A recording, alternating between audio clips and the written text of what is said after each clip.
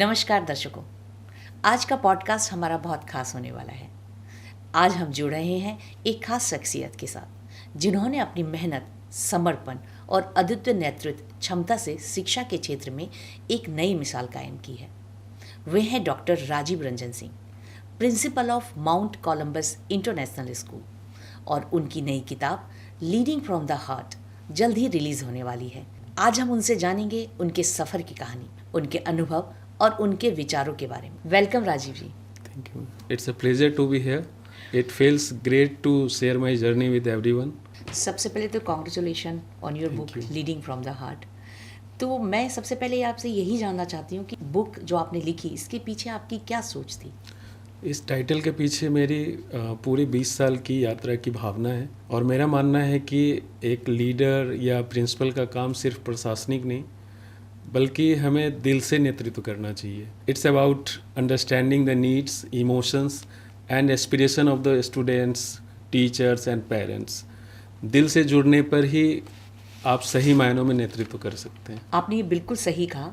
और जैसे आपने ये बुक लिखी भी, आपने अपनी सोच बताई, तो इस क्षेत्र में जैसे आप कैसे जुड़ गए?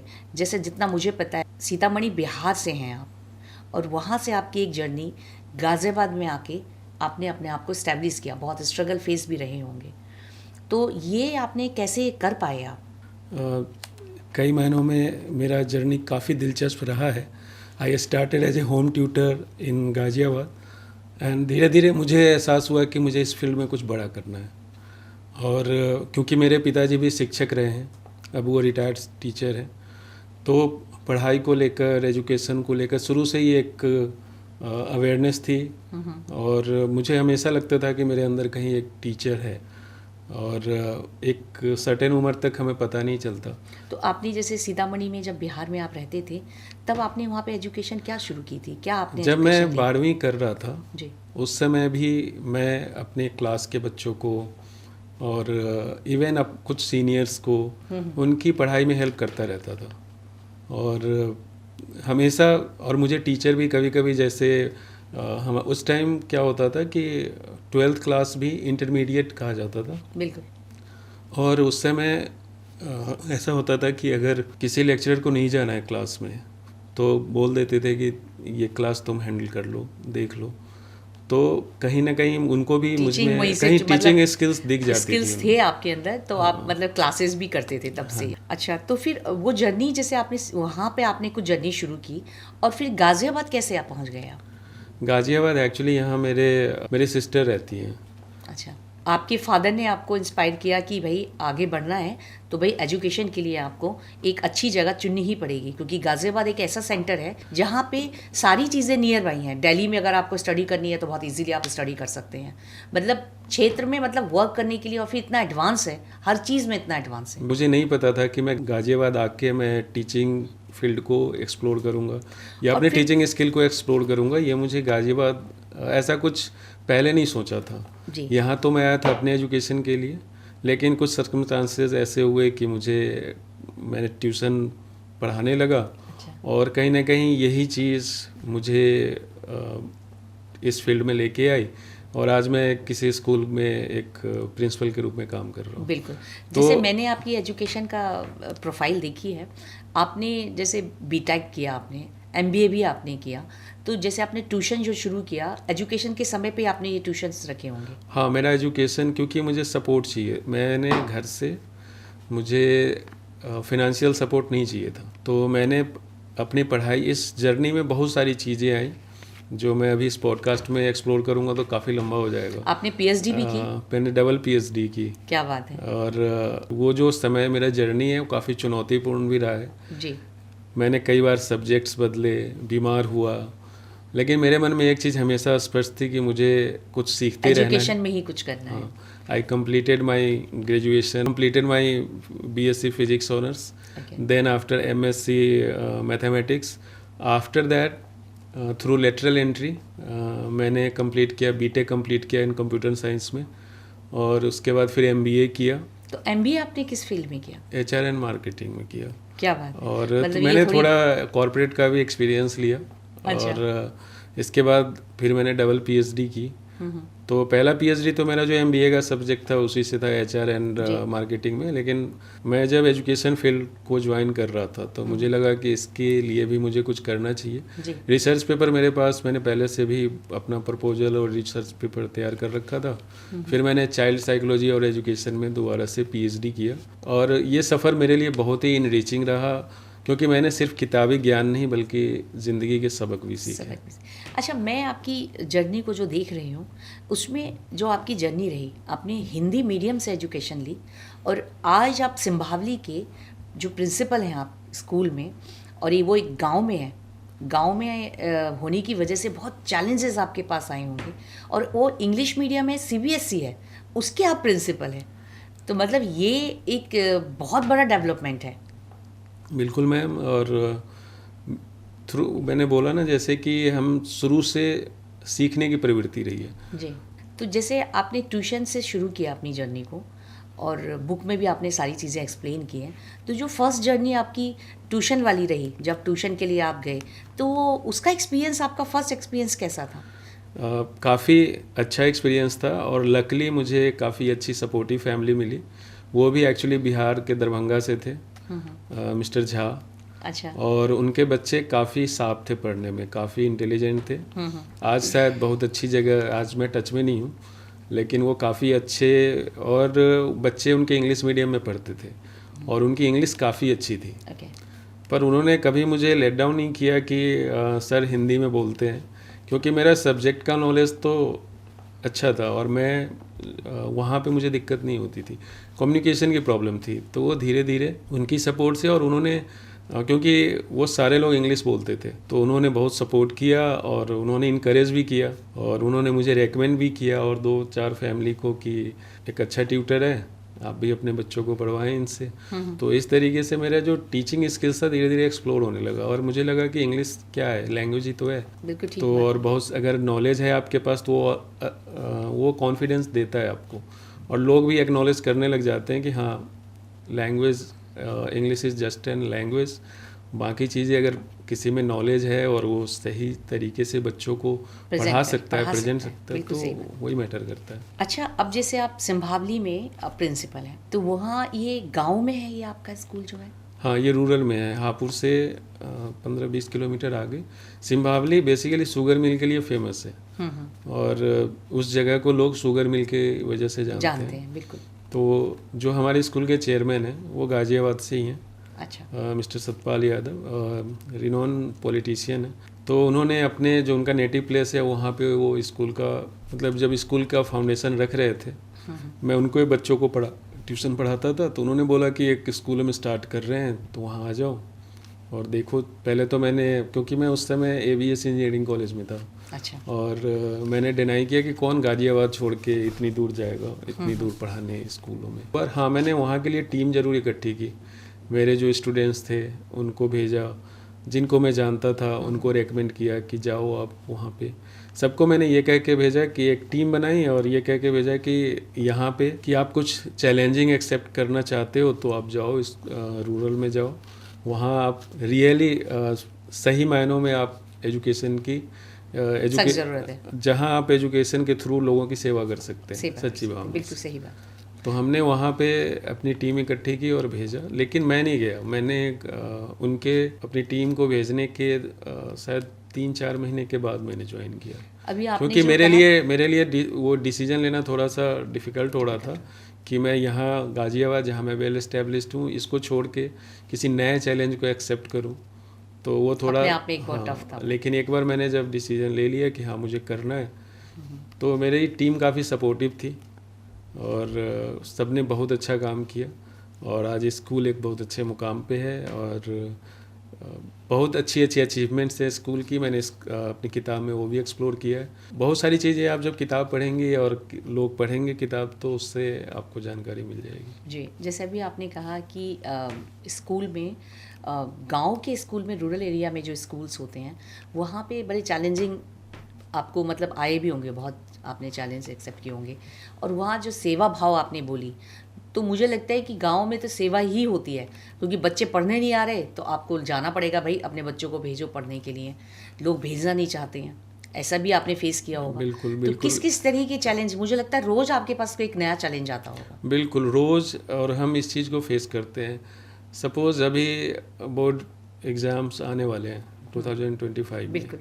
और पेरेंट्स किसी भी वजह से एक तो मैक्सिमम लोग वहाँ खेती बाड़ी करने वाले हैं, तो एजुकेशन को वो इम्पोर्टेंस नहीं देते जो वो अन्य कामों को देते हैं। उनको कन्विंस करना, उनको समझाना कि आप समय से बच्चों को स्कूल भेजें, समय से बच्चों पे कुछ ध्यान दें उनको। जो एक तो मैं उनसे ये अपील करना चाहूँगा इस पॉडकास्ट के माध्यम से कि ज़रूरी है कि वो अपडेट हों आज के समय में, क्योंकि बच्चे आपके इस जनरेशन के हैं जिन्हें आप मिलेनियल या जेन जी जो बोलते हैं, और आप अगर उसको डील करेंगे अपने टाइम के हिसाब से, बिल्कुल, तो वो जनरेशन गैप तो आएगा ही, बहुत ज़्यादा और बच्चों को कन्विंस करना मुश्किल है। मुश्किल है। तो ये भी एक चैलेंज है कि मैं पेरेंट्स को बोलता हूँ आप अपडेट हों, और मेरी सुनते हैं। कुछ सपोर्टिव पेरेंट्स से सपोर्ट करते हैं, लेकिन हमने हिम्मत नहीं आ रही है, हमारा प्रोसेस जारी है कि बच्चों के साथ साथ पेरेंट्स को भी एजुकेट करें, अपडेट तो उसके करें लिए कोई उन्हें आज काउंसलिंग के। का सेशन रखते हैं आप लोग? हाँ, पेरेंट्स के लिए हम वर्कशॉप रखते हैं। वर्कशॉप ये बात और है कि उनको वर्कशॉप तक लाना भी एक चैलेंज है, बहुत बड़ा चैलेंज है। लेकिन रखते हैं वर्कशॉप। और उन्हें जैसे न्यू एजुकेशन पॉलिसी है, ये हम अपने स्कूल में अपनी तरफ से हमने 100% इम्प्लीमेंट कर दिया है जी। लेकिन पेरेंट्स को कोई अवेयरनेस नहीं है इसके बारे में। वो आज भी आके अपने ढंग से ही बोलते हैं कि सर ये स्कूल में नहीं हो रहा, वो स्कूल में नहीं हो रहा, बच्चा ट्रांसलेशन नहीं बना पा रहा, हिंदी से इंग्लिश में नहीं कर पा रहा, एंड बहुत सारी चीज़ें, क्योंकि वो बिल्कुल अनअवेयर है इस न्यू एजुकेशन पॉलिसी से। और सेम चीज़ जैसे कि आज के डेट में सब एक शिकायत करते हैं कि आज की डेट में अच्छे शिक्षक नहीं मिलते, लेकिन आप किसी भी अभिभावक, किसी भी पेरेंट से पूछें क्या वो अपने बच्चों को शिक्षक बनाना चाहते हैं, तो सब मना कर देंगे। वो पहला प्रेफरेंस डॉक्टर, इंजीनियर या एक जो लीग से चलता आ रहा है ना, वही उसी के पीछे जाते हैं। उसी के पीछे जाते हैं। तो सिर्फ पेरेंट्स ही नहीं, इवन अच्छे टीचर्स लाना, अच्छे टीचर्स को ट्रेन करना अभी के सिचुएशन के हिसाब से, ये भी एक चुनौतीपूर्ण काम है, और मेरा पूरा तन मन धन इस चीज़ में लगा हुआ है। राजीव जी, बहुत मज़ा आ रहा है आपसे बात करके पॉडकास्ट में। अच्छा, मुझे एक चीज़ बताइए, जैसे आपको करीब 15 अवार्ड्स मिल चुके हैं जब से आप जैसे प्रिंसिपल बने हैं, तो आपको काफ़ी अवार्ड मिले हैं। तो मैं चाह रही हूँ कि आप हमारे दर्शकों को बताएं ये आपको अवार्ड कब, कैसे और क्यों मिली? मैम, अवार्ड्स तो 2016 से अब तक मुझे 15 से ज़्यादा अवार्ड मिल चुके हैं। Principal of the year, best principal award, most influential principal of the year, CV Raman award, बहुत सारे अवार्ड मिले हैं। लेकिन अवार्ड मुझे एचआरडी मिनिस्ट्री, एजुकेशन मिनिस्ट्री, जब एक ही हुआ करता था 2016 में, स्मृति ईरानी जी जब शिक्षा मंत्री थी तो उन्होंने अवार्ड दिया था। इसके बाद टाइम टू टाइम अच्छे जो even cabinet, half dozen cabinet ministers, उन्होंने मुझे सम्मानित किया दिल्ली में। अवार्ड्स वगैरह ये सब तो ठीक है मैम, लेकिन मेरा मानना है कि रियल अवार्ड वो है जब मेरे स्कूल का कोई बच्चा या मेरा पढ़ाया हुआ कोई स्टूडेंट्स या मेरे टीचर्स के द्वारा पढ़ाया हुआ कोई स्टूडेंट्स किसी मकाम तक हासिल करता है, तो सही मायनों में वो अवार्ड ज़्यादा अहमियत रखता है। और दूसरी बात कि अवार्ड मिलना अच्छा लगता है, क्योंकि अवार्ड से आपके काम को तो रिकॉग्निशन मिलती ही है, साथ में एक जिम्मेदारी का भी एहसास होता है कि आपके काम को अगर कहीं रिकॉग्निशन मिल रही है, पहचान मिल रही है, तो आपकी जिम्मेदारी और ज़्यादा अधिक हो जाती है आपके काम के प्रति ज़्यादा ऑनेस्टी से, ज़्यादा डेडिकेशन से आपको काम करना है, और जो अवार्ड, जो सम्मान आपको मिला है उसकी अहमियत साबित करनी है कि वो कोई फ्लूक नहीं है, आपने मेहनत की है तभी आपके काम को अप्रिशिएट किया गया है। अभी तो शुरुआत है, देखते हैं आगे क्या क्या होता है। नहीं, आप जिस क्षेत्र में आप काम कर रहे हैं ना, जिस तरीके से आप काम कर रहे हैं, तो अवार्ड तो आपको मिलना ही था खैर, और आगे भी आपको अवार्ड मिलते रहेंगे, और ऐसी मैं उम्मीद करती हूँ। और आपने जो कहा कि बच्चों को अवार्ड मिले, तो ये जो एक सोच है, ये एक बहुत अच्छी सोच है। Thank you ma'am for your wishes, kind wishes, and hope so कि हमारे बच्चे इस पॉडकास्ट को देखेंगे, थोड़ा बहुत इंस्पिरेशन लेंगे, और सच में उनकी सफलता से जितनी खुशी मुझे होगी, तो मुझे उतनी खुशी कोई अवार्ड या कोई अप्रिसिएशन नहीं दे सकती, कि मेरे स्कूल का हर एक बच्चा, मेरे जो भी अभी तक हैं, जो पास आउट भी हैं, अगर वो किसी मुकाम तक पहुंच जाते हैं और मुझे पता चलता है तो बहुत खुशी होती है। और वो खुशी किसी भी अवार्ड, दुनिया के किसी भी इनाम से ज़्यादा बढ़ के। और मेरी हमेशा दुआएं रहती है, और हो सकता है मैं सारे बच्चों के टच में ना हूँ, लेकिन मुझे पता चलता रहता है कि किसी बच्चे ने कोई एक ख़ास मुकाम हासिल कर लिया, तो मुझे बहुत खुशी होती है। और मैं भगवान से प्रार्थना करता हूँ कि ऐसे ही वो नई नई ऊंचाइयाँ छुएं, और क्योंकि हमारे दिल में बसते हैं मैम। और इसलिए मेरे किताब का नाम भी लीडिंग फ्रॉम द हार्ट है। ऑन लाइटर नोट में कहूँगा कि किसी ने मुझसे ऐसे ही पूछा, कि स्कूल के स्टाफ ने ही पूछा कि सर ये आप लीडिंग फ्रॉम द हार्ट नाम क्यों रख रहे हैं, तो मैंने लाइटर नोट में ऐसे ही कहा कि अभी मुझे हार्ट अटैक आया था ना, तो हार्ट वर्ड तो होना ही था ना, क्योंकि मैं हर काम दिल से करता हूँ। क्या तो बात है। मैं लीडरशिप भी हार्ट के थ्रू ही मतलब हार्ट से, दिल से ही कोई काम करता हूँ। तो शायद जो भी थोड़ा बहुत मैं सक्सेस हूँ अपने लीडरशिप या प्रिंसिपलशिप में, तो मुझे लगता है कि दिल से करने के कारण ही हूँ। सक्सेस हुए। अच्छा, एक चीज़ बताइए, जैसे ये आपका 12th तक है आप बता रहे हैं, 12th के बाद बच्चों की एजुकेशन का क्या? आपके स्कूल से निकल गए बच्चे, तो क्या सारे बच्चे हायर एजुकेशन के लिए जाते हैं, आगे बढ़ते हैं, या कुछ बच्चे खेती करने के लिए गांव में ही रह जाते हैं? नहीं, वो तो डिपेंड करता है। मतलब मैं जानना ये चाह रही हूँ कि आज के समय पे रूरल में आज भी गवर्नमेंट जॉब को ज़्यादा इम्पोर्टेंस देते हैं। हैं कुछ बच्चे जो जाते हैं, जो नीट की तैयारी करते हैं या आईटी की तैयारी करते हैं, या फिर बाहर जाते हैं इंजीनियरिंग में, मेडिकल में और अदर फील्ड में जाते हैं। नहीं, वो तो लेकिन जाते हैं। मैक्सिमम जो जैसे किसान हैं, तो वो कहते हैं इसके बाद ग्रेजुएशन करवा देते हैं, गवर्नमेंट जॉब की तैयारी करेगा, नहीं तो फिर खेती किसानी करेगा। 12 साल आपको हो गए हैं, तो इन 12 सालों में आपके कितने बैच निकल गए 12th के? 12th के अभी तक हमारे 6 बैच निकल गए। तो ये जो 6 बैच निकले हैं, इनमें आपने क्या देखा है? ग्रोथ, डेवलप होते हुए देखा है? अभी तक 6 साल में, और जो अपने आप में एक रिकॉर्ड है, हमारे स्कूल के 100% कंटिन्यूअस 6 साल 10th और 12th का बोर्ड रिजल्ट रहा है, और ये अपने आप में बहुत बड़ी अचीवमेंट है। अच्छा राजीव जी, एक चीज़ बताइए, जैसे आपके स्कूल की जो ग्रोथ है, यानी कि जो रिजल्ट्स जो आ रहे हैं, रिजल्ट किस तरीके के आते हैं रिजल्ट्स अब तक 10th और 12th के? रिजल्ट तो हमारा मैम एक्सीलेंट है। अच्छा। और मुझे कई अवार्ड सिर्फ बेटर रिजल्ट के लिए भी मिले हैं, क्योंकि आप होर्डिंग तो हर स्कूल का देखेंगे, बड़े बड़े लगा देते हैं कि 100% रिजल्ट, पर एक्चुअल होता नहीं है। पर हमारे केस में ऐसा नहीं है। कंजिक्यूटिव 6 ईयर्स एक भी बच्चा फेल नहीं हुआ है। अच्छा। और 100% रिजल्ट रहा है। वाह, क्या बात है। और even those students who are not eligible for board exams academic wise, उनको भी हमने बोर्ड एग्ज़ाम तक पहुंचा के उनका क्लियर कराया। तो ये चैलेंज है। आप अगर रिजल्ट कंपेयर करेंगी रेशियो वाइज, स्ट्रेंथ और रेशियो और बाकी के फैसिलिटीज़ से, तो आप पाएंगे कि हमारा school mount Columbus International school का रिज़ल्ट जो एलिट स्कूल्स हैं दिल्ली, नोएडा, गाज़ियाबाद, या तो उनके समकक्ष है, कम से कम उनसे लेसर तो नहीं है। चलिए, आपकी मेहनत पूरी रंग ला रही है, बहुत ही अच्छे मतलब रिजल्ट हैं, और मुझे लगता है गढ़ मुक्तेश्वर में भी आपका ही स्कूल है जो नंबर 1 पे है। बिल्कुल। 2 सर्वे हुए, एक ग्लोबल एजुकेशन का और एक टाइम्स का सर्वे था, या मुझे एग्जैक्ट नाम याद नहीं है। तो दोनों में उन्होंने जो हमारी स्कूल को फर्स्ट रैंक पे रखा, और मुझे इस बात पे प्राउड है कि हमारा स्कूल नंबर 1 है।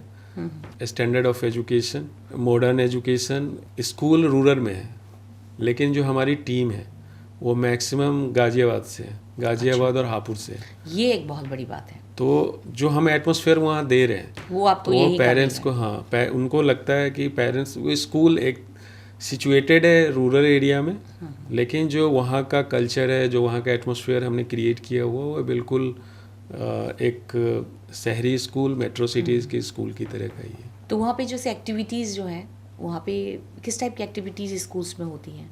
स्पोर्ट्स में कैसा है? हाँ, एक चीज़ जो स्पोर्ट्स में हमने अभी तक कुछ खास बहुत बड़ा अचीव नहीं किया है, पर जहाँ तक स्टूडेंट्स के पार्टिसिपेशन की बात है, तो वहाँ उस पर हम काम कर रहे हैं, और मेहनत की ज़रूरत है, और होप सो बहुत जल्द हमें स्पोर्ट्स में भी एक स्टेट लेवल पे या कंट्री लेवल पे कुछ ना कुछ ऐसा अचीव करेंगे। वैसे राजीव जी, आपको नहीं लगता, मुझे जो लगता है कि बच्चा जब फर्स्ट से आपके स्कूल में आ गया, आपका स्कूल ही नहीं, इनफैक्ट में ऐसे बहुत सारे स्कूल्स हैं जहाँ पे बच्चों के स्पोर्ट्स को लेके बहुत अच्छी सिस्टम ऑपरेट नहीं होता। मतलब एनुअल डे होता है, एनुअल डे होगा, स्पोर्ट्स डे नहीं होता, एनुअल स्पोर्ट्स करके नहीं होता, चैम्पियनशिप नहीं होती कि भाई पूरे स्कूल में बच्चों को इंतज़ार रहे कि हर साल हमारे स्कूल में ये इवेंट होगा ही होगा। तो मुझे लगता है फोकस होना चाहिए।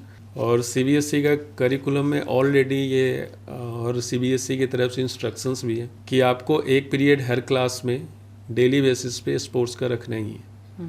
तो वो तो हम प्रोवाइड करते ही हैं। स्पोर्ट्स पे फोकस भी है कि हमारे यहाँ स्पोर्ट्स के 3 टीचर हैं, स्पेशलिस्ट हैं, वॉलीबॉल, फुटबॉल, क्रिकेट, सबके विशेषज्ञ भी हमने रखे हुए हैं। ठीक है। लेकिन एक होता है ना कि जैसे आप बैलेंस बनाते हैं कि बच्चों का एकेडमिक भी हार्म ना हो और स्पोर्ट्स को भी हम तो, और दूसरी चीज़ जागरूकता, कि पेरेंट्स को अगर ये लगने लग जाए कि इस स्कूल में तो सिर्फ खेल ही होता है। एक उदाहरण के लिए कि जैसे हमारे यहाँ सीबीएसई क्रिएटिव एक्टिविटीज़ या इंटीग्रेटेड टीचिंग को या फिर बहुत बढ़ावा देती है, और हम चाह के भी उसको 50% इम्प्लीमेंट कर पाते हैं, इसलिए कि हम ज़्यादा एक्टिविटीज़ कराते हैं। तो पेरेंट्स को ये लगता है कि स्कूल, तो उनको ये नहीं लगता कि इस एक्टिविटीज़ से बच्चा इनरिच हो रहा है, सब्जेक्ट इनरिचमेंट मिल रही है, उनको ये लगता है ये वेस्टेज ऑफ टाइम है। तो जैसे आपके स्कूल में जैसे स्पोर्ट्स एक्टिविटीज़ आपने बताई, तो कैसे होती है? मंथली होती है, वीकली होती है, कैसे होती है? डेली बेसिस पे बच्चे को, हर बच्चे को 1 आवर तो मिलता ही है रोज़ की वो ग्राउंड में जाके पसीना बहाए, कुछ खेल ले, और मैंडेटरी है कि 1 घंटा तो कोई ना कोई स्पोर्ट्स तो वो खेलेगा ही अपनी चॉइस के, चाहे वो बैडमिंटन हो, चाहे वो वॉलीबॉल हो, चाहे क्रिकेट हो, चाहे फुटबॉल हो, चाहे एथलीट वाले जैसे रेसिंग वगैरह, वो होता ही है। हाँ, सबकी। तो उसमें आपको क्या लगता है, जैसे मान लीजिए अभी तक आपने ऐसा सोचा आपके यहाँ पे जो एथलेटिक के बच्चे हैं या जो बास्केटबॉल खेलते हैं या क्रिकेट खेलते हैं, जो भी स्पोर्ट्स एक्टिविटीज़ है, उसका सिलेक्शन आप कैसे करेंगे कि ये बच्चा बहुत अच्छा है? उसके लिए स्पोर्ट्स करना पड़ेगा आपको, तभी तो आप समझ पाएंगे। एक तो हम ट्रायल कराते हैं, ट्रायल से पता चल जाता है कि किस बच्चे की रुचि किस में है, कौन से स्पोर्ट्स में है, फिर उसके अकॉर्डिंग हम ग्रूम करने की कोशिश करते हैं। तो अभी तक कोई बच्चा आपका निकला? उस लेवल तक तो नहीं गया है, मैं कोई आपसे एग्जिजरेट करके कोई चीज़ नहीं बताऊंगा। अच्छा राजीव जी, एक चीज़ बताइए, जो इतना बड़ा डेवलपमेंट है, एक गांव में जाके स्कूल खोलना और उसे चलाना, ये अपने आप में एक बहुत बड़ी बात है। उनको एजुकेट करना, उनके यहाँ से बच्चों को खींच के लाना, तो ये एक बहुत मेहनत का मुझे लगता है काम है, सेवा भाव का पूरी तरीके से ये काम है।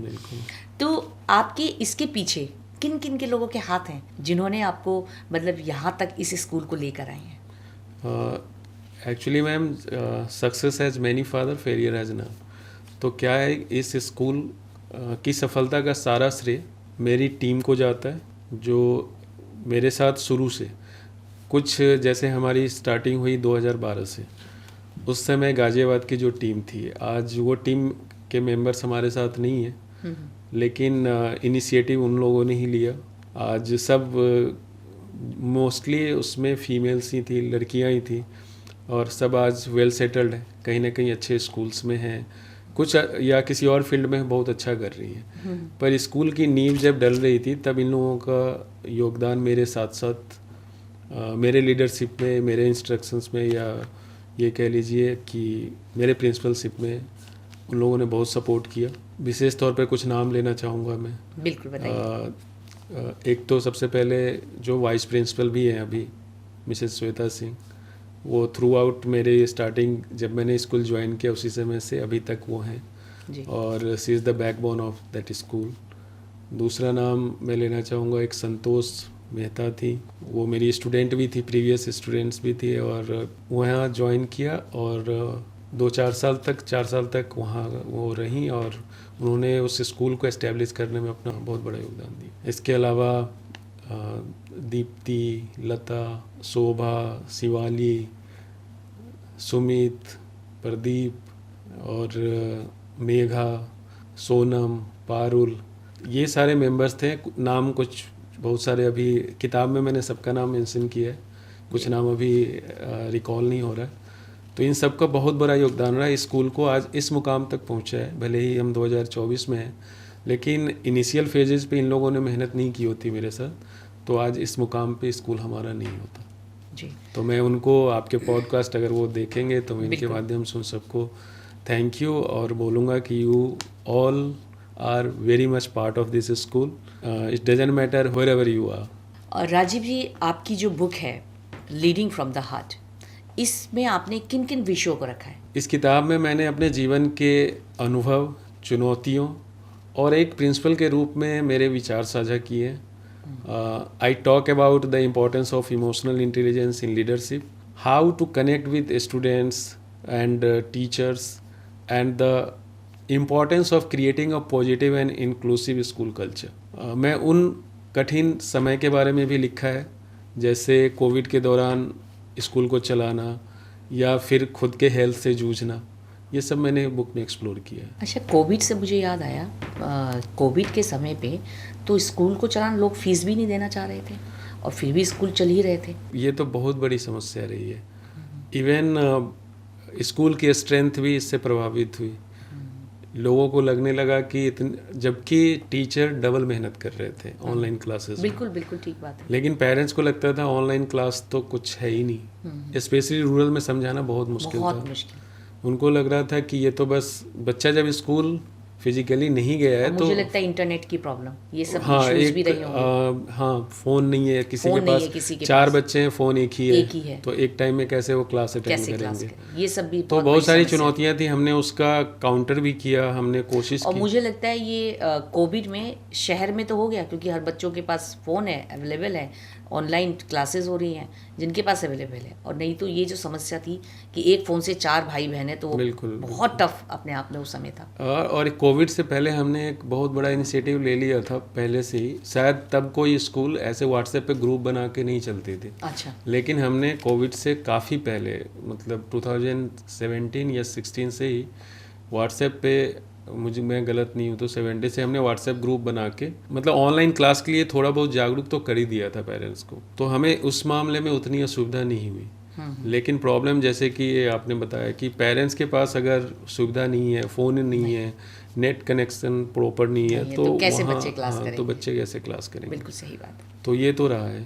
अच्छा, मैंने एक चीज़ देखी आपकी, जो आपकी बुक है लीडिंग फ्रॉम द हार्ट, उसमें आपने अपनी बीमारी से रिलेटेड भी कुछ जिक्र किया है। ऐसी क्या प्रॉब्लम आपको हो गई थी? हाँ मैम, 2022 में मुझे एक हार्ट अटैक हुआ था और मुझे वो हार्ट अटैक पता भी नहीं चला, तो साइलेंट अटैक था। ओके। और लेकिन जैसे अब ECG करवाया तो पता चला कि मुझे अटैक आ चुका है। फिर मेरी एंजियोप्लास्टी हुई है। अच्छा। हाँ, वो समय मेरे लिए और मेरे परिवार के लिए बहुत मुश्किल था, लेकिन मैंने उस समय भी हिम्मत नहीं हारी। और मेरी वाइस प्रिंसिपल ने उस समय स्कूल बहुत ही तो ये कितनी हिम्मत से पुरानी समझा। बात हो गई? कौन सी? 2022, 2 साल पहले की 2 बात। साल पहले की बात है। हाँ, मेरी वाइस प्रिंसिपल वो भी यहीं क्रॉसिंग में ही रहती हैं। अच्छा। और उनकी फैमिली, उनके जो बड़े भाई हैं, भैया हैं, वो मेरे भी जो बहनोई रहते हैं यहाँ। मेरी पूरी फैमिली और एक दिल्ली में रहते हैं। स्पेशली उनका नाम मेंशन करना चाहूँगा, बिल्कुल। संजय जीजा जी। उन्होंने सारा अरेंजमेंट किया और एम्स में मेरा ट्रीटमेंट कराया और एंजियोप्लास्टी हो गई। और मैं आज आपके सामने बैठा हूँ तो उनका बहुत बड़ा इसमें योगदान है। और जितने भी लोग उस समय मेरे सपोर्ट में थे, मैं उन सबको इस पॉडकास्ट के माध्यम से धन्यवाद कहना चाहूँगा कि आपकी वजह से मैं अभी इस वक्त यहाँ हूँ। इस अनुभव ने मुझे और भी बहुत मजबूत बना दिया और मैंने सोचा कि मेरे पास जो भी समय है उसे मैं पूरी तरीके से बच्चों और शिक्षा के लिए समर्पित करूँ। राजीव जी, ये जानकर मतलब इतना आपने चीज़ों को फेस किया और आपने इतनी कठिनाइयों के बावजूद भी कभी हार नहीं मानी, ये अपने आप में एक बहुत बड़ी बात है। मुझे हमेशा लगता है मैम कि एक प्रधानाचार्य या प्रिंसिपल का काम सिर्फ स्कूल चलाना नहीं है, बल्कि एक परिवार की तरह स्कूल को संभालना है। हमें हर बच्चे की प्रगति की चिंता करनी चाहिए और उनकी खुशियों और दुखों में शामिल होना चाहिए।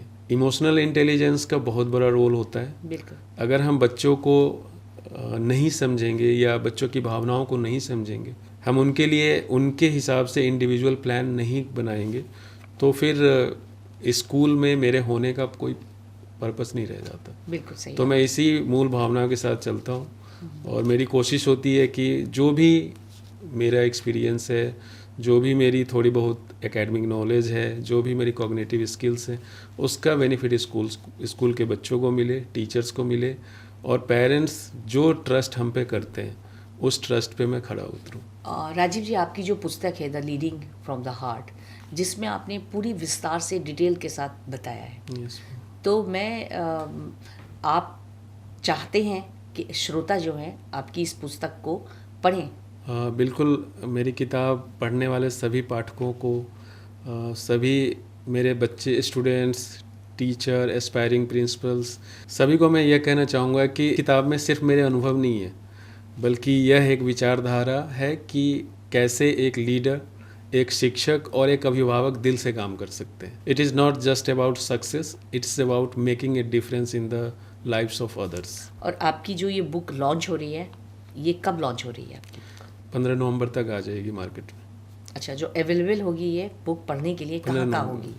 ये फ्लिपकार्ट, अमेजोन से मंगा सकते हैं, और जो भी प्रोमिनेंट बुक स्टॉल्स हैं हर जगह अवेलेबल, सब जगह अवेलेबल होगी। चलिए, ये तो बहुत अच्छी बात है। तो श्रोता जितने भी हमारे दर्शक हैं इस बुक को पढ़ेंगे और सीखेंगे किस तरीके से चैलेंज को एक्सेप्ट किया जा सकता है। राजीव जी, पॉडकास्ट में बहुत मज़ा आ रहा है, आपसे इतनी अच्छी अच्छी बातें, इंटरेस्टिंग बातें हमें पता चल रही है एजुकेशन से रिलेटेड। तो अच्छा, मुझे एक बात बताइए, आपके स्कूल का क्या मिशन और क्या विज़न है? Ma'am, mount Columbus International school का मिशन है हर विद्यार्थी को एक सक्षम नागरिक बनाना, जो ना सिर्फ एकेडमिक एक्सीलेंस में आगे हो, बल्कि सामाजिक जिम्मेदारियों को भी समझे। और हमारा विजन है कि एक ऐसे इन्वायरमेंट का निर्माण करना जहाँ पर स्टूडेंट्स के होलिस्टिक डेवलपमेंट पर जोर दिया जाए। ये तो आपने बहुत ही अच्छी बात बताई, बहुत ही अच्छा मिशन है आपका, और विज़न तो नो डाउट बहुत अच्छा विज़न है। और इस विज़न के साथ मुझे लगता है कि हमारा माउंट कोलंबस इंटरनेशनल स्कूल ऊंचाई को छुएगा। Thank you ma'am. अच्छा, एक चीज़ राजीव जी, आपके स्कूल में जो एजुकेशन का पैटर्न है, जो सिस्टम है, वो आप किस पैटर्न को फॉलो करते हैं? वैसे CBSE पैटर्न है, पर हमारा स्कूल मॉडर्न शिक्षा प्रणालियों का एक सुंदर संगम है। हमारी पढ़ाई प्रक्रिया innovative techniques like smart classroom और डिजिटल लर्निंग के माध्यम से होती है, लेकिन हम आध्यात्मिक और मोरल वैल्यूज़ को भी अहमियत देते हैं। मतलब हमारा इंटेंशन राइट है कि बच्चों को हम बेहतर से बेहतर शिक्षा दें और अच्छी से अच्छी चीज़ अवेलेबल करा दें। किसी कारणवश, जैसे कि फाइनेंशियली, जैसे कि स्कूल का एक अहम मुद्दा है जो शायद इस पॉडकास्ट में बोलना सही होगा या नहीं, मुझे नहीं पता। जैसे फ़ीस रिकवरी, प्राइवेट स्कूल है, आप अगर यहाँ के स्कूल से हमारे स्कूल की फ़ीस का कंपैरिजन करेंगी तो यहाँ से 10 टाइम कम है फ़ीस वहाँ। अच्छा, लेकिन हम फैसिलिटी वही प्रोवाइड कर रहे हैं। दूसरी चुनौती ये है मैम कि टाइम पे फ़ीस का ना आना, ये सबसे बड़ी बात कि सारे वहाँ मैक्सिमम जो हमारे स्कूल से जुड़े हुए बच्चे हैं वो ज़्यादातर फार्मर हैं, किसान हैं, तो समय पे, जैसे यहाँ तो बाउंड है कि सब नौकरी पेशा हैं तो आप मंथली फ़ीस जाके जमा करा देते हैं, या स्कूल को आप नहीं टाल सकते। लेकिन वहाँ एक इमोशनल कनेक्टिविटी है पेरेंट्स से कि आ जाएगी फ़ीस, लेकिन अभी आप पढ़ा लो। हाँ, ठीक है, तो बच्चा तो आ ही रहा है, हाँ, हैट्स फीस दे देंगे। फीस कहाँ जा रही है? गांव में ही तो रहते हैं। तो just hats off to our founder of school mister Satpal Yadav ji, जो इस चीज़ से ऊपर उठ के उन्होंने कहा कि नहीं, फ़ीस की वजह से किसी बच्चे की पढ़ाई नहीं रुकेगी। और अभी स्कूल तो चल ही रहा है ऐसे, लेकिन एक मेजर समस्या ये भी है कि टाइम पे फ़ीस नहीं आ पाती। नहीं आने की वजह से सारी चीज़ें रुक जाती हैं। बिल्कुल, काम तो सब हो रहा है, लेकिन बहुत सारी चीज़ें रुक जाती हैं, सबकी सैलरीज समय पे नहीं हो। हाँ, बिल्कुल। शिक्षक को अगर समय से सैलरी नहीं मिलेगी तो शिक्षक नहीं रुक पाएंगे, शिक्षक चले जाएंगे। तो ये भी एक चुनौती है कि उनको रोक के रखना। अगर कभी सैलरी में डिले हो रही है तो उनको कन्विंस करना कि आपकी सैलरी मिल जाएगी, लेकिन आपका मेन पर्पस बच्चों को एजुकेशन प्रोवाइड कराना, इस चीज़ के लिए उनको कन्विंस करना भी एक चुनौती है। तो अच्छा, एक चीज़ बताइए मुझे, जैसे एजुकेशन में मैं देखती हूँ कि डे बाय डे आपने चेंज देखा होगा, मतलब पढ़ाने का पैटर्न, चीज़ें बहुत बदलती जा रही है। तो उसके लिए अपनी फैकल्टी के साथ किस तरीके का आप लोग सिस्टम ऑपरेट करते हैं? उनको कहीं ट्रेनिंग दी जाती है कि अब ये सिलेबस इस तरीके से पढ़ाया जाएगा? उसके लिए क्या आप सिस्टम, CBSE कुछ प्रोवाइड करती है आप लोगों को? CBSE तो FDP चलाती रहती है, फैकल्टी डेवलपमेंट प्रोग्राम चलाती रहती है, जिसमें हमारे टीचर पार्टिसिपेट करते ही है। दूसरा, हमारा फैकल्टी टीम हाईली क्वालिफाइड और डेडिकेटेड है। विशेष क्षेत्रों में शानदार उपलब्धियां हासिल की हैं। हमारे फैकल्टी हर स्टूडेंट का ध्यान रखते हैं, इंडिविजुअल प्लान बनाते हैं, और जहाँ तक मेरे एक्सपीरियंस से सिखाने की बात है तो मैं टाइम टू टाइम उन्हें गाइड करता रहता हूँ। उन्हें कुछ पूछना होता है, क्योंकि मेरा फोर्ट्रे है कि मैं हर सब्जेक्ट में थोड़ी बहुत मेरी नॉलेज है, तो मैं टीचर को स्पेशली गाइड कर सकता हूँ कि आपको कहाँ और ज़्यादा फोकस करने की ज़रूरत है, आपको कैसे, जैसे अभी कॉम्पिटेंसी बेस्ड एजुकेशन सीबीएसई ने लागू की है, 50% कॉम्पिटेंसी बेस्ड क्वेश्चन आएंगे बोर्ड एग्ज़ाम में।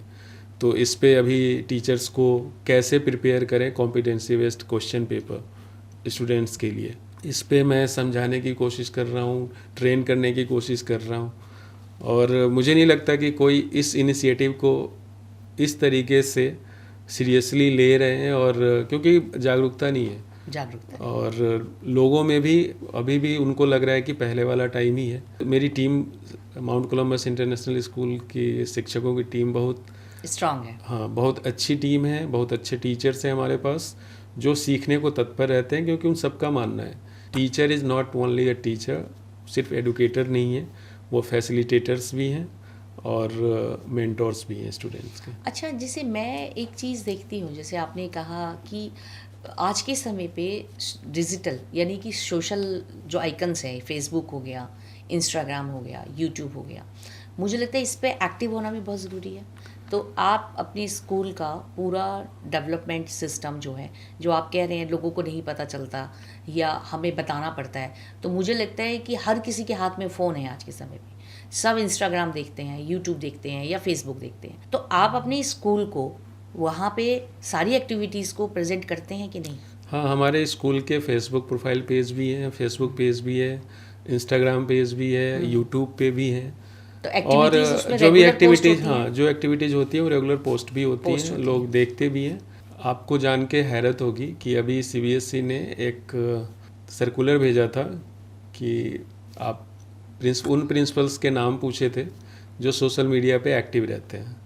अच्छा। तो पूरे हापुड़ डिस्ट्रिक्ट में 2 प्रिंसिपल थे शायद, उसमें एक मेरा नाम भी था जो सोशल मीडिया पे एक्टिव रहता। बहुत अच्छी बात है। तो तभी तो आज आप पॉडकास्ट में बैठे हैं। पॉडकास्ट अभी खूब चल रहा है और आपने कहा भाई मुझे पॉडकास्ट करना है। It's a honour for me, you invited, I am here ji, really it's honour for me. Thank you so much.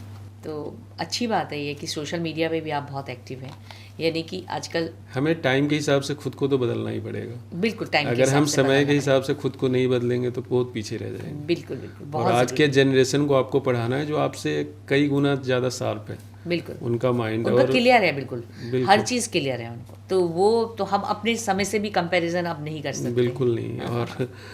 और अगर आप अपने ही, अब कोई भी बच्चा आपसे ज्ञान नहीं लेना चाहता ना, बिल्कुल नहीं। वो उनका प्रैक्टिकल ज्ञान का भंडार अप्रोच वो चाहता गूगल है। पे जाके ज्ञान ले लेगा। बिल्कुल, ज्ञान देने वाले बहुत हैं। तो सही जब बात तक प्रैक्टिकल अप्रोच टीचर नहीं लाएंगे किसी काम में, इनोवेशन का यूज नहीं करेंगे टीचिंग में, तब तक बच्चों को प्रभावित नहीं कर पाएंगे। बिल्कुल बिल्कुल ठीक बात है।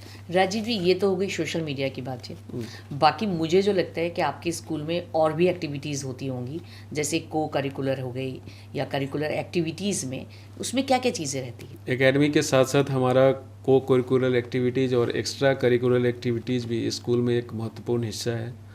और हमारा फोकस होता है बच्चों का होलिस्टिक डेवलपमेंट, और जैसे ड्रामा, स्पोर्ट्स, म्यूज़िक, आर्ट और बच्चों के अंदर लीडरशिप क्वालिटी का डेवलपमेंट।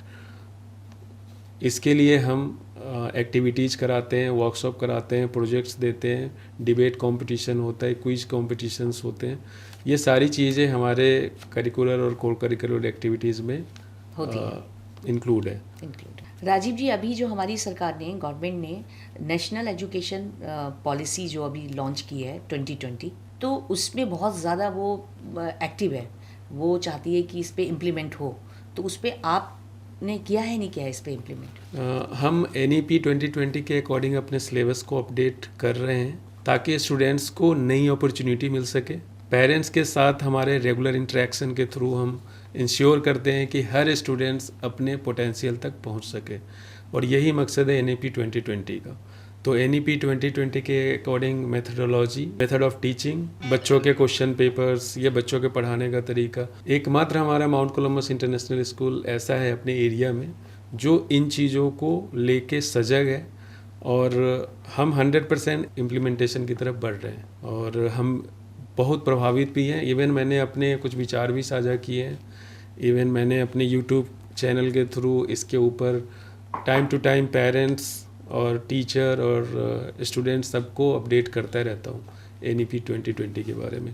CBSE इसको लेकर बहुत कंसर्न है। CBSE के वर्कशॉप प्रिंसिपल्स के लिए, टीचर्स के लिए NEP को लेकर टाइम टू टाइम होते रहते हैं, जिसमें मैं भी अटेंड कर चुका हूँ कई सारे NEP सेशन और हमारे टीचर्स भी करते रहते हैं। मुझे लगता है सबको करना भी चाहिए, बहुत करना चाहिए और ये एक ऐसी चीज़ है जो हमें मतलब एक क्रांतिकारी कदम है। अगर ये वैसे सरकार का लक्ष्य 2030 तक 100% इम्प्लीमेंटेशन का है। अच्छा। लेकिन मेरे ख्याल से इसका इम्पैक्ट दिखना शुरू हो गया है और ये बहुत अच्छी पहल है और होप सो कि हम इसको यूं ही आगे लेके चलते रहेंगे। चलिए, तो बहुत अच्छी बात है। खैर, और गवर्नमेंट इतनी अच्छी पॉलिसीज़ लेके आती है, हम लोग उस पर काम ही तो नहीं करते।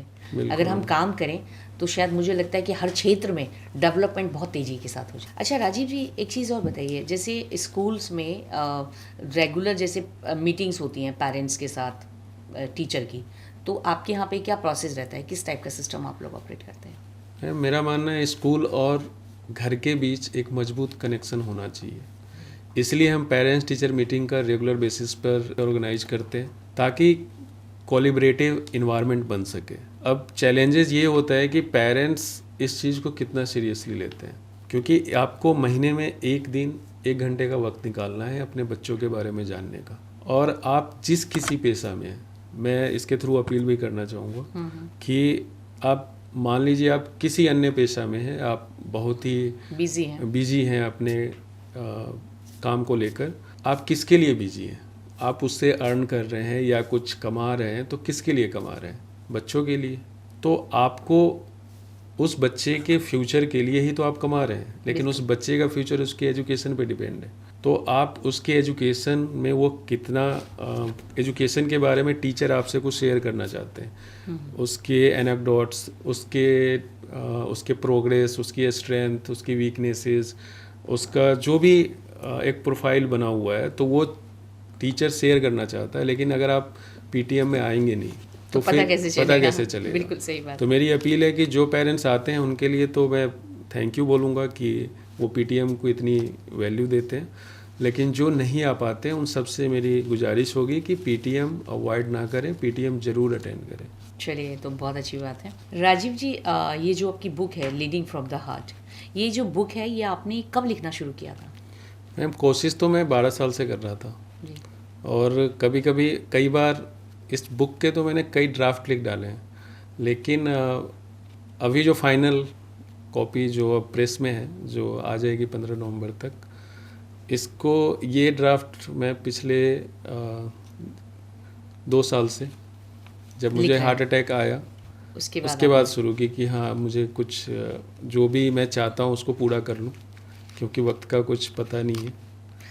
जैसे आपने कहा आपको इतनी आप बीमारी से निकले और फिर डेली गाज़ियाबाद से स्कूल जाना, उसे भी देखना समझना, और फिर बुक के लिए आप समय कैसे निकाल पाते थे?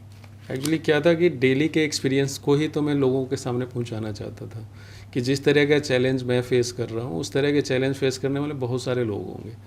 बहुत सारे लोग गिव अप कर देते होंगे, बहुत सारे लोग मुझसे कहीं बेटर अच्छा कर रहे होंगे, और मैं कोई बहुत बड़ा सेलिब्रिटी या बहुत बड़ा अचीवर नहीं हूँ, लेकिन फिर भी मुझे लगता है मैं बहुत सारे लोगों के लाइफ से कनेक्ट कर सकता हूँ। तो मैंने रोज़ के एक्सपीरियंस की नोटिंग करनी शुरू की कि आज मैंने, क्योंकि मैं बहुत ही कीन ऑब्जर्वर हूँ क्योंकि मेरा प्रोफेशन भी यही कहता है, कीन ऑब्जर्वर होऊंगा तभी बच्चों के डेवलपमेंट के लिए कुछ कर पाऊंगा। तो मैं नोट करता रहा और फिर मैंने कहा अब टाइम आ गया, इसे एक बुक की शक्ल दे दो, और किताब फिर मैंने दे दी। चलिए, तो आपकी बुक बिल्कुल तैयार है और मुझे लगता है शायद 15 नवंबर को आप जहाँ तक इसे लॉन्च भी करेंगे। श्योर।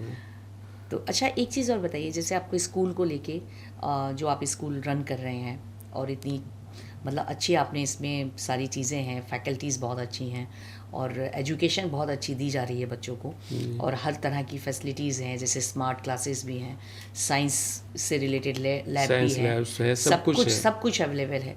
तो इसमें आने वाले समय में अपकमिंग आपके क्या प्लान्स हैं स्कूल को लेके? स्कूल को लेकर प्लान ये है मैम, सबसे पहले मेरे इस पॉडकास्ट के थ्रू जितने लोगों तक मेरी बात पहुंच रही है, तो स्पेशली उस एरिया के लोगों के लिए मैं बोलना चाहूँगा कि आपके क्षेत्र का नो डाउट हमारा बेस्ट स्कूल है।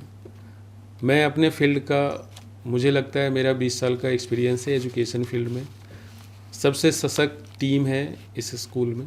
इसका कोई बेनिफिट नहीं है अगर बच्चे हमारे पास कम रह गए तो सबसे पहले कि जितने लोग देख रहे हैं, आइए हमारे स्कूल को विजिट कीजिए। और फिर जो हमारे प्लान है, बहुत सारे प्लान स्ट्रेंथ की वजह से भी इम्प्लीमेंट नहीं हो पाता है कि अगर स्कूल में बच्चों की स्ट्रेंथ काफ़ी कम रहेगी, नंबर ऑफ़ स्टूडेंट काफ़ी कम है, तो बहुत सारे प्लान आप नहीं इम्प्लीमेंट कर सकते। तो प्लान हमारा है आगे कि हमारे स्कूल से बच्चे बिना कोचिंग, बिना एक्स्ट्रा पैसा खर्च किए उनको CUET की कोचिंग अवेलेबल कराएं। क्या बात है। उनको IIT नीट की कोचिंग फैसिलिटी हम प्रोवाइड कराएं।